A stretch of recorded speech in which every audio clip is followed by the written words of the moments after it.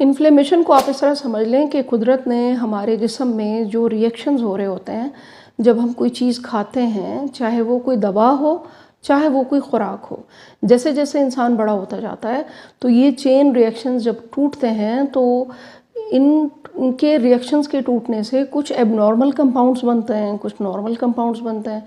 जब abnormal compound बन जाएंगे तो वहाँ पे प्रॉब्लम आना शुरू हो जाएगी। ये इन्फ्लेमेशन किसी ऑर्गन में भी हो सकता है, जैसे लबलबा, जिगर, गुर्दे, कहीं भी हो सकता है। इवन ये आर्टरीज़ के अंदर होता है, हमारी शरीयानों में। और इंसुलिन का बहुत ज़्यादा उतार चढ़ाव हमारी शरीयानों को अंदर अंदर इन्फ्लेमेशन कर रहा होता है, यानी हल्का हल्का ज़ख्मी कर रहा होता है, सूजन, रेडनेस। तो अब हमने करना क्या है? दवाएं तो चलें हम ले रहे हैं, लेकिन एंटी इन्फ्लेमेटरी में एक कुदरती चीज़ जो हमारे किचन में मौजूद है उसका एक्सट्रैक्ट हमें बनाना नहीं आता। हम क्या करते हैं? हम फिर क्वेश्चंस करते हैं वीडियो पूरी देखे बगैर। हम ये कहते हैं कि ये कहाँ से मिलेगा, क्या होगा। महंगे एक्सट्रैक्ट लेने से बेहतर है आप थोड़ा थोड़ा नॉलेज चीज़ों के ऊपर रखना शुरू कर दें और मेहनत करके घर में बना लें। एक्सट्रैक्ट जिस प्रोसेस से गुजर कर आप तक पहुंचते हैं उसके अंदर बहुत पैसा, बहुत इन्वेस्टमेंट इन्वॉल्व हुई हुई होती है। उस एक कैप्सूल को, उस एक टैबलेट को बनाने में कितने बंदे पीछे होते हैं, कितने लोग, कितने स्टेप से वो गुजरता है।